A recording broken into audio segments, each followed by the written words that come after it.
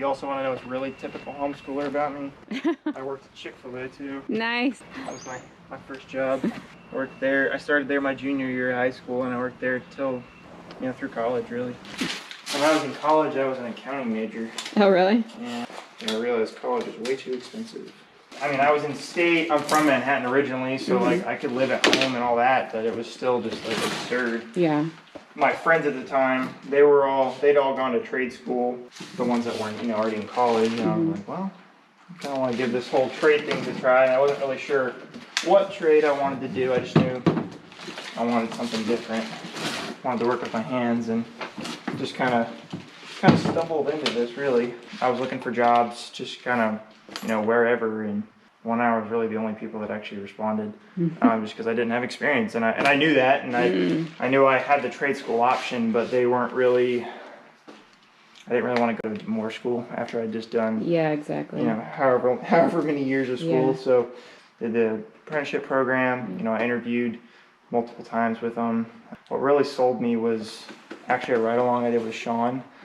Just during the interview process, just kind of showing me everything. And he quickly realized that he could explain things to me, and I kind of somewhat understood him. Yeah. So he kind of started nerding out on me as far as like HVAC stuff, and was like showing me like, this is how your gauges work, this is how refrigerant works. And I was just, okay, this is way more complicated, but I kind of like that. It gives me a challenge, really. Yeah. And I was like, I want to do this. Yeah. And so ended up, That's cool. So it didn't cost you anything? No. Oh, nice. They were paying me. Because you get paid while you do the Yeah, exactly. And that was the nice thing. That's I was getting crazy. paid, and I was getting to learn all the different parts of the business, the install side of things, the duct cleaning and the duct sealing, as well as just doing service and maintenance and stuff. Yeah. I got to learn all of that. That's awesome. Good for you. Go out and just. I think the only thing I had to pay for was to take my certification test as far as like EPA stuff. That was really the only thing. That was like $100. Cost you $100. Yes, cost me $100 to become an HVAC tech and all the tools. Yeah.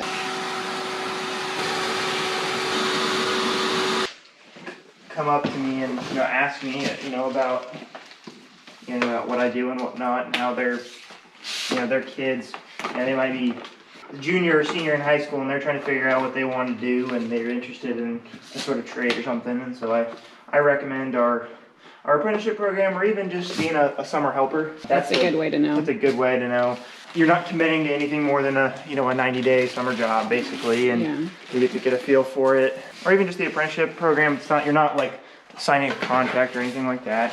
You're just trying to get a feel for it and see if you want to do it long term. Just ride-alongs. I think actually most businesses, most companies, if you just are like, hey, I'm 18, I'm trying to figure out what I want to do. Do you mind if I just shadow somebody for a day? There's going to be very few people who would say no to that. Right. Well, I mean, and even it's not just high school kids too. I've had homeowners where they're like, my kid's 28 and he's trying to figure out what he wants to do now. He's just kind of frustrated with where he's at right now, and he's wanting to look at trying something new, and go for it. At least just ride along for a day, and that looks like something I could maybe do, if I learn. Have you rode along with Tristan at all? No, I haven't. So Tristan, he did a complete 180. He went to school was in mental health and doing that sort of work, and it ran its course for him, and he was just like, I want to try something new. They were living in California at the time, and he decided they wanted to get out of California and move.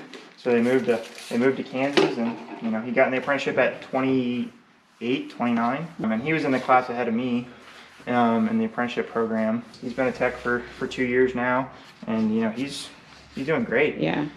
He's one of those guys that they send all the new people with to show them the ropes. He probably knows how to talk to people. I told him, I was like, yeah, you know how to. You're like a psychologist or something. He literally right? is, yeah. He was in social work, that was his job. So. Yeah. And you get guys like Sean, they're just naturally good at it. Yeah, well, he was also right out of high school. Yeah, he was a summer helper in high school too, I think. Right, that's how my dad describes it. Yeah. He was like a retail, he would manage like drugstores. Mm-hmm. And then when he started doing this, and my favorite part of my day was learning. Well, when he was in the school for it, he was like, I was excited to go to night class where I was learning about refrigeration. Right, yeah. Okay. I think you found your thing then, if that's the case. Right.